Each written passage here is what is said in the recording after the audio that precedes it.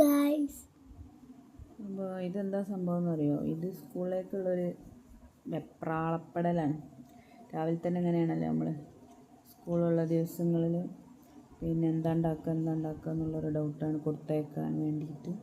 അപ്പോൾ ഇന്നിപ്പോൾ ഞാൻ ലഞ്ചിന് ഉണ്ടാക്കിയത് കുറച്ച് ഉള്ളിയും തക്കാളിയൊക്കെ ഇട്ട് വാട്ടിയതിന് ശേഷം ഒരു കോഴിമുട്ടൊക്കെ ഇട്ട് മിക്സാക്കി ഒരു ഫ്രൈഡ് റൈസ് പോലെ കൊടുത്തയക്കാമെന്ന് വിചാരിച്ചു. അപ്പോൾ എന്നും ഒരേപോലത്തെ ഫുഡൊന്നും ഇപ്പോഴത്തെ മക്കൾക്ക് പറ്റില്ലല്ലോ.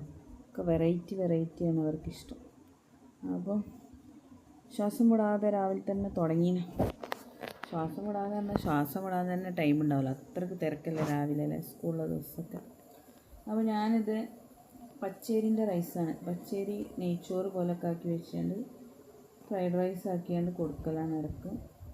അപ്പോൾ അത് മോൾക്ക് ഇഷ്ടമാണേനു.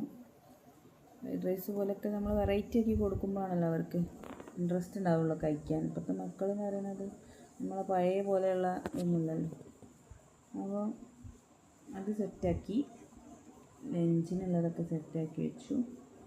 പിന്നെ ഇപ്പോൾ ബ്രേക്ക്ഫാസ്റ്റ് ആണല്ലോ രാവിലെ. അപ്പോൾ നമ്മൾ സാധാ മലപ്പുറം ജില്ലക്കാരെ നീർദോശ, ഇതാണല്ലോ എളുപ്പം എന്നാണ് എല്ലാവരും പറയുന്നത് രാവിലെ.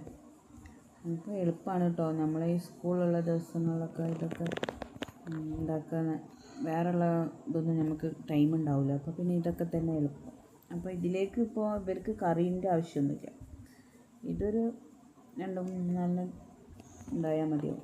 അവരത് കറിക്ക് പകരമായിട്ട് ഓല് തേങ്ങാപ്പാലിൽ മുക്കിയിട്ടാണ് ഓല് ഈ ദോശ കഴിക്കുന്നത്. അവർക്കതാണ് ഇഷ്ടം. കറിനേക്കാളൊക്കെ അവർക്ക് ഇഷ്ടം തേങ്ങാപ്പാൽ കൂട്ടിയാണ്ട് കഴിക്കുക. അതായത് നമ്മൾ നൂൽപുട്ടിൻ്റെ ഒക്കെ ഇപ്പോൾ തേങ്ങാപ്പാൽ മുക്കിയാണ്ടല്ലേ നമ്മൾ കഴിക്കുന്നത്.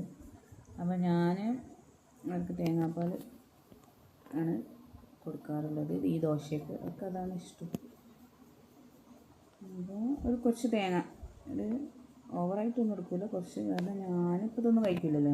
അപ്പോൾ ഇതൊക്കെ നിശ്ചിതല്ലേ, ഇഷ്ടപ്പെട്ടാലും കഴിക്കാൻ പറ്റില്ല. കാരണം ഡയറ്റിലൊക്കെ ആകുമ്പോൾ അത് കഴിക്കാറില്ല. നമുക്ക് പിന്നെ രാവിലെ ഓട്സിൻ്റെ സ്മൂത്തി അങ്ങനെ എന്തെങ്കിലുമൊക്കെ ആയിട്ട് അത് പോകും. അപ്പോൾ കുറച്ച് പഞ്ചസാര, ഒരു 2-3 ഏലക്കായി ഒക്കെ ഇട്ടിട്ട് നമുക്കിതൊന്ന് അരിച്ചെടുത്ത് വെക്കാം.